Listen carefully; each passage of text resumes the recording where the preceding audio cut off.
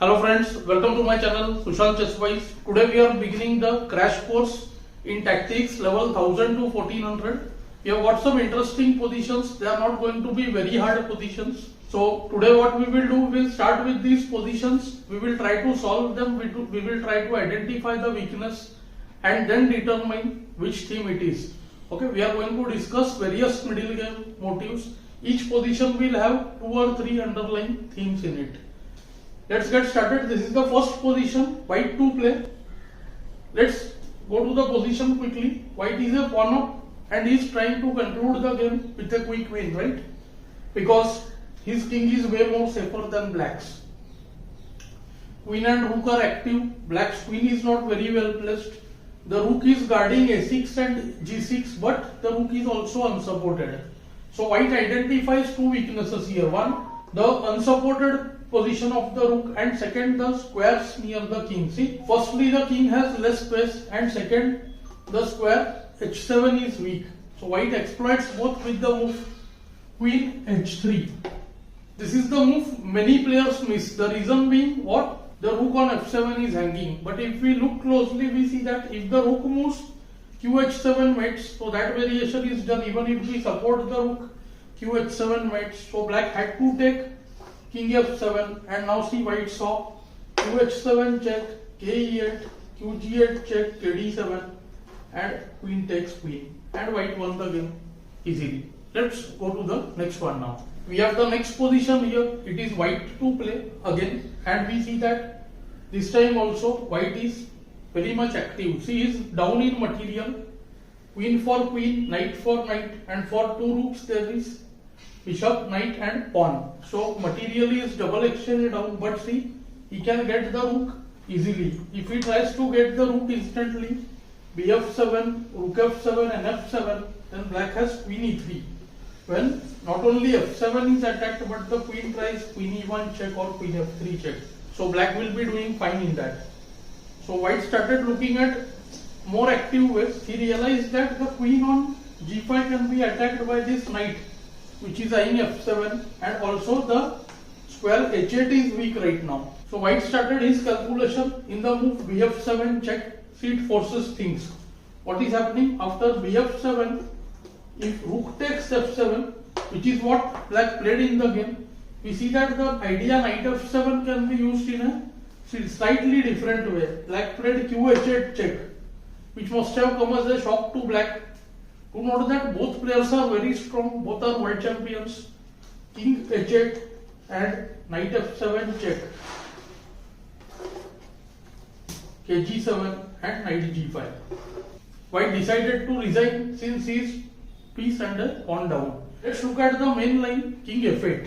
After the move bf7 check, king f8, black didn't go for this because he saw that after queen h8 check, ke7, it's instant game over. See, there comes knight e5 check, all the pieces join the attack and hover over the black king. kd7 almost forced, queen f5 allows knight f5, and here comes queen c8 checkmate. So see, two ideas were there. One line in which the king could escape but it gets mated, and the other one where the move queen h8 led to a knight fork at the end.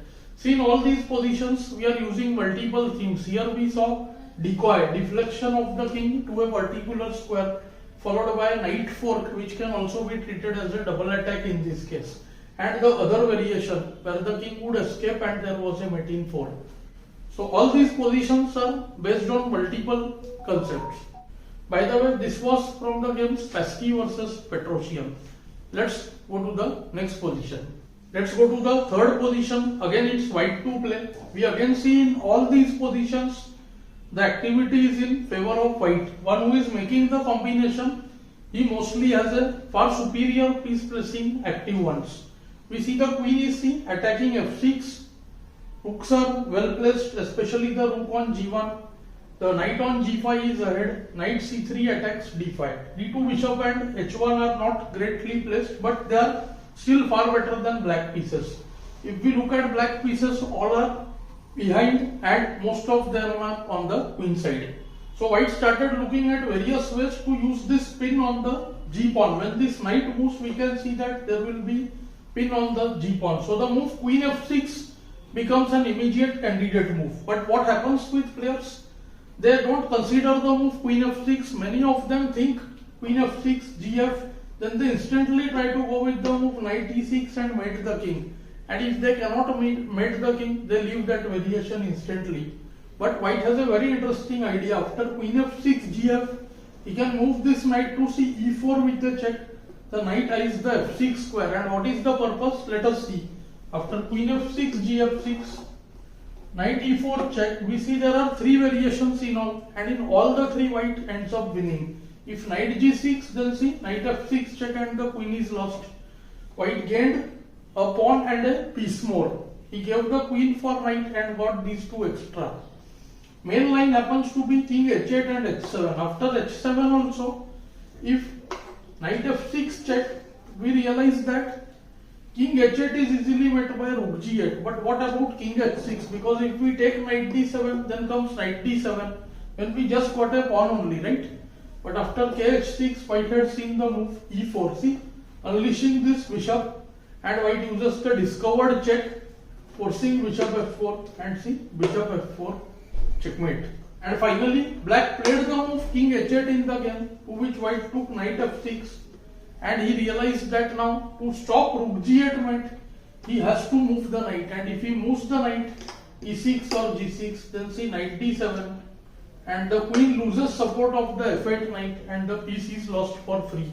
So white ended up winning. So the book puts all these positions under the heading of double attack. You must have seen, see, it's not just double attack, there are multiple things which are happening. See, this is what happens in somewhat advanced books. They have name of topics, okay, then there are books which have topics based on how much sacrifice we make, and there are some more advanced books which only talk about calculation training, no particular heading in that. But if we try to solve the positions this way, it is more useful, as in the game we don't know which theme will occur, whether from the relationship of the pieces and from the weakness we should try to identify. Lastly, we will have one homework position. I will set up a position here.